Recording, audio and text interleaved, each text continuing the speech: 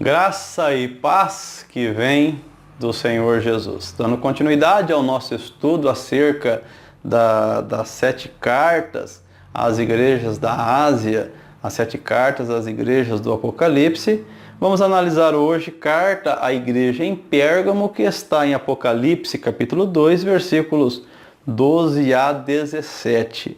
O versículo 12 diz assim: Ao anjo da igreja em Pérgamo escreve: Estas coisas diz aquele que tem a espada afiada de 2 gumes. Quando nós lemos o capítulo de número 1, versículo 16, nós vemos assim: Tinha na mão direita 7 estrelas, e da boca saía-lhe uma afiada espada de 2 gumes. Aí você então fica com a dificuldade. Nossa, mas na boca do Senhor Jesus tem uma espada, né? E afiada ainda de 2 gumes. Lembre-se de que o Apocalipse, ele contém uma simbologia muito alta, mais de 90%. Alguns sugeriram que mais de 95% é simbólico, muita simbologia. Os números não são literais, né?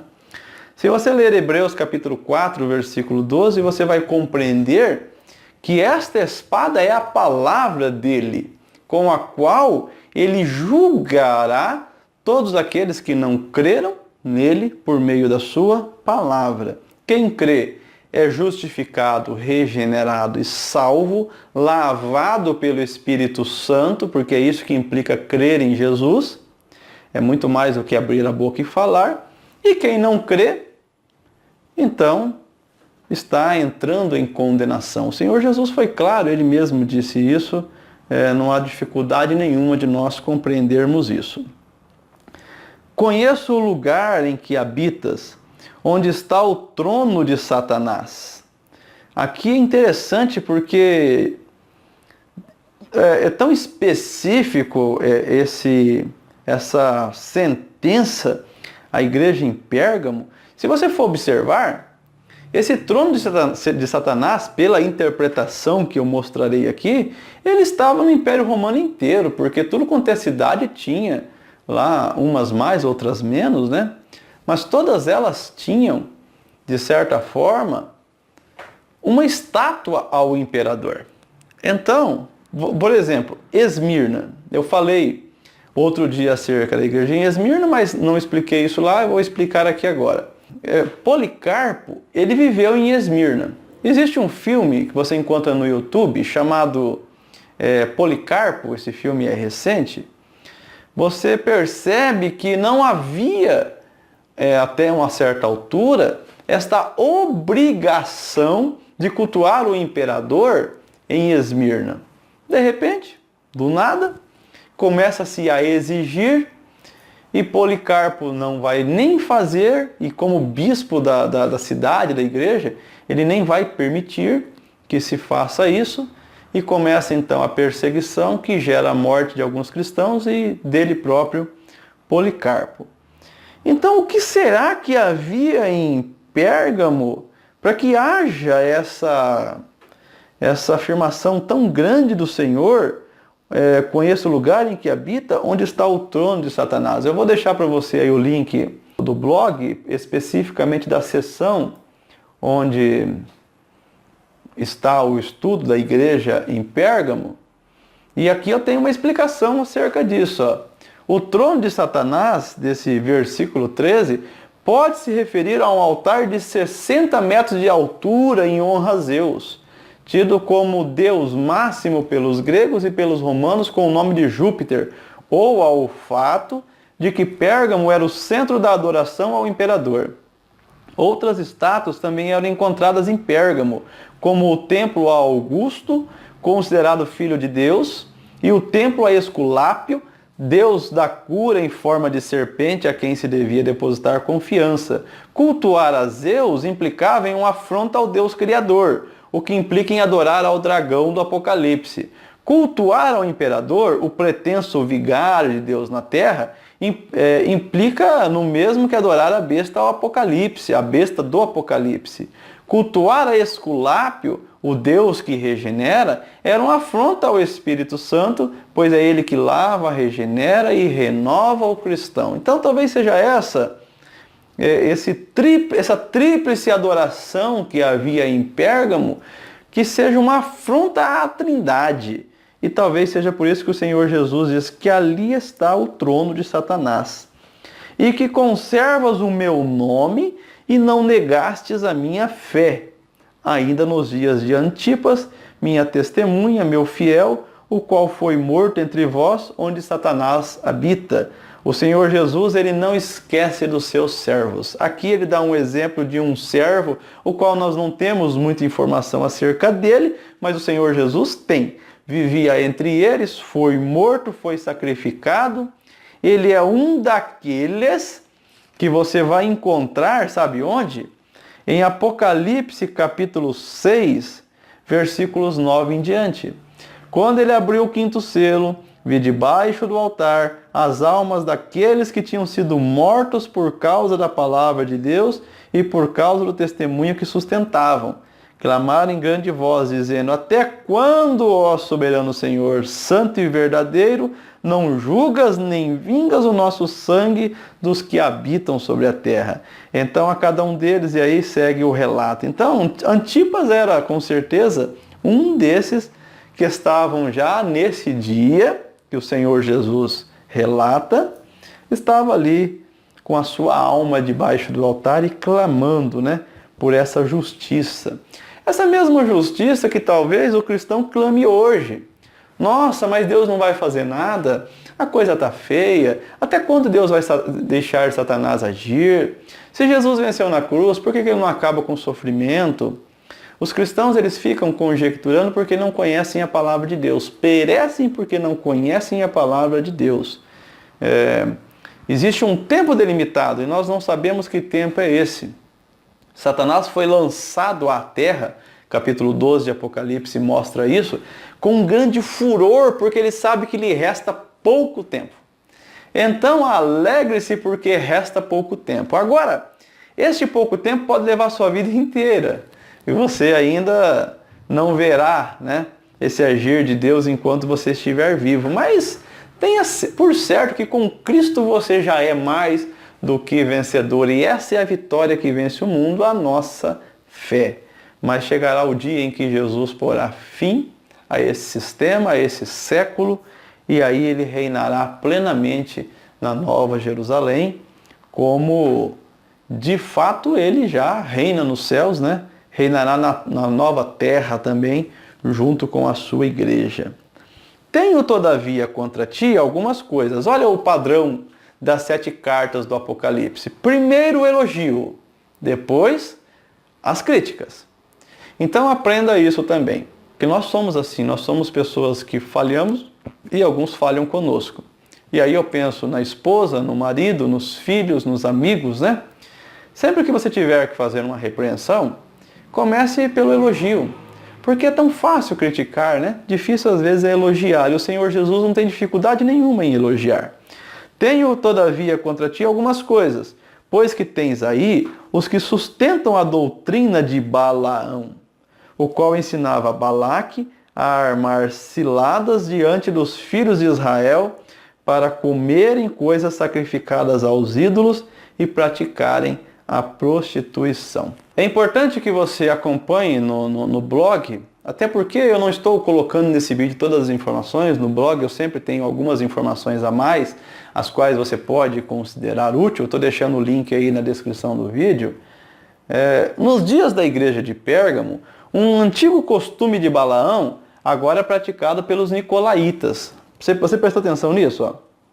Tenho, todavia, contra ti algumas coisas que tens aí, pois que tens aí os que sustentam a doutrina de Balaão, o qual ensinava Balaque a armar ciladas diante dos filhos de Israel para comerem coisas sacrificadas aos ídolos e praticarem a prostituição. Outros, sim, também tu tens os que da mesma forma sustentam a doutrina dos nicolaítas. Entenda isso, Balaão passou, morreu há muito tempo. Mas a doutrina dele ficou. A doutrina dele era praticada pelos nicolaítas agora. E você, não sei se você percebeu, mas esses nicolaítas, eles já entraram em questão na carta à igreja em Éfeso.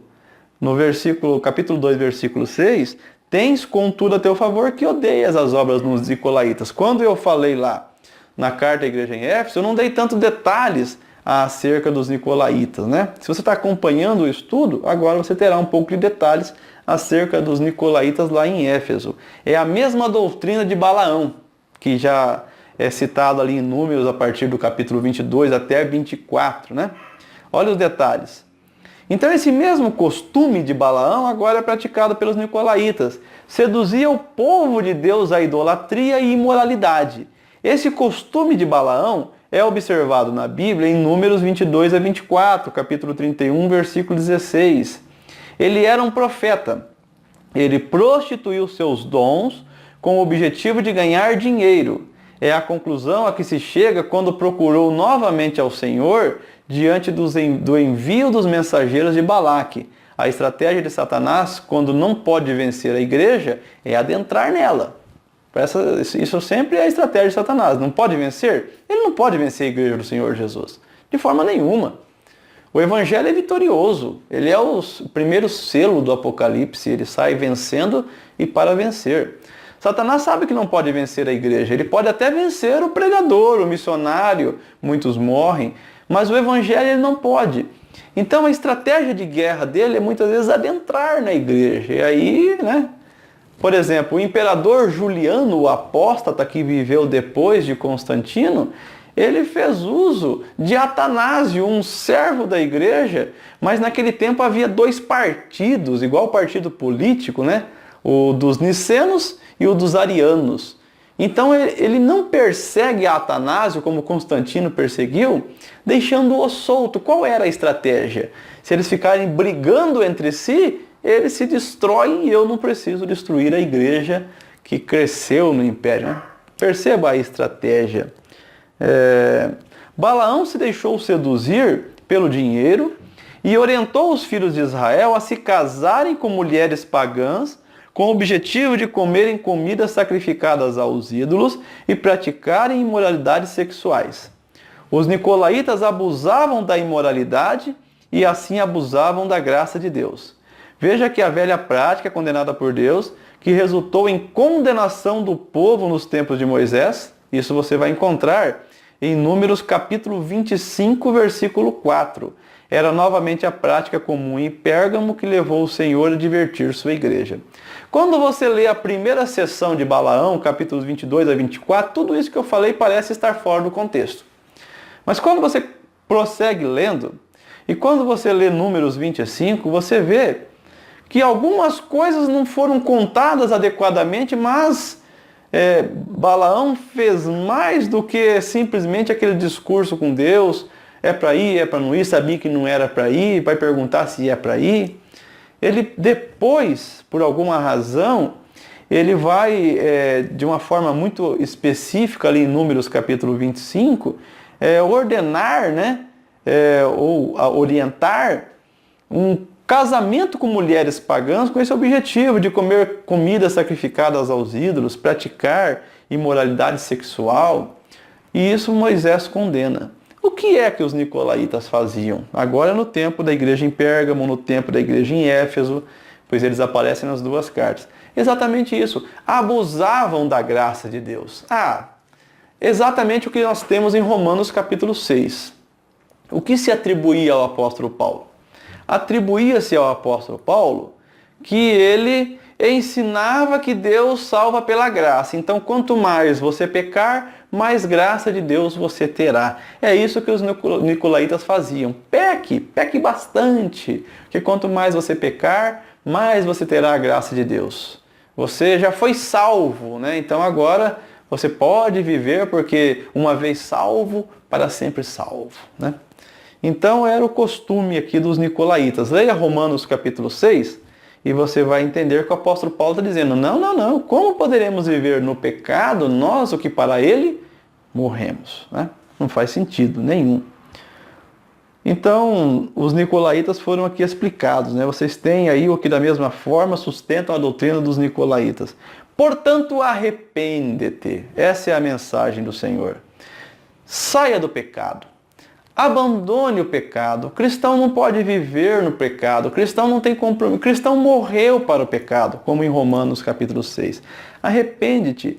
Se você não se arrepender, venho a ti sem demora, e contra eles pelejarei com a espada da minha boca, pelejarei com a verdade. Se vocês não se arrependerem, serão condenados porque vocês conheceram a minha verdade e vocês não a praticaram. Olha só, que seriedade você está diante desse vídeo, sendo advertido a viver, não o que eu estou falando, mas a verdade da palavra de Cristo, a palavra que sai da boca dele.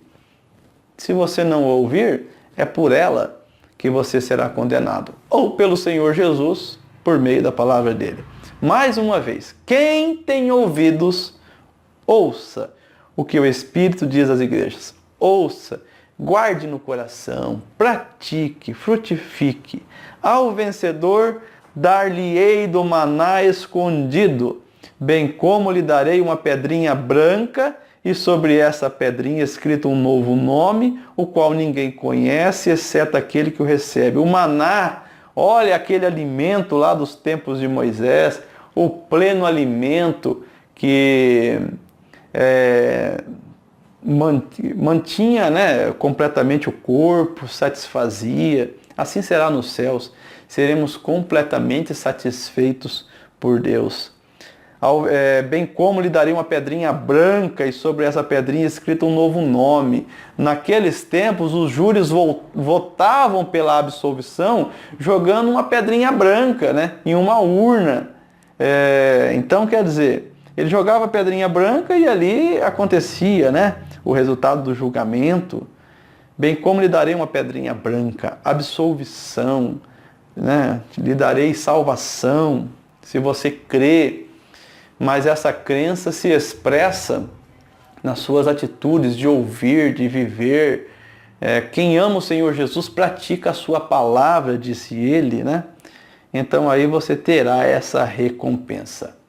Leia no blog, nós temos ali mais informações, tem bastante informação ainda, além dessas que passei, bem como uma vasta bibliografia, caso você deseje continuar aprendendo mais sobre as 7 cartas do Apocalipse. Obrigado por ter assistido esse vídeo. Compartilhe, né? Curta, comente. Tudo isso ajuda no YouTube, no trabalho, né? A que fim de que outras pessoas conheçam o trabalho. Então, se você gostou, colabore comigo, me ajude, né, a levar esse trabalho para outras pessoas. Obrigado e até mais.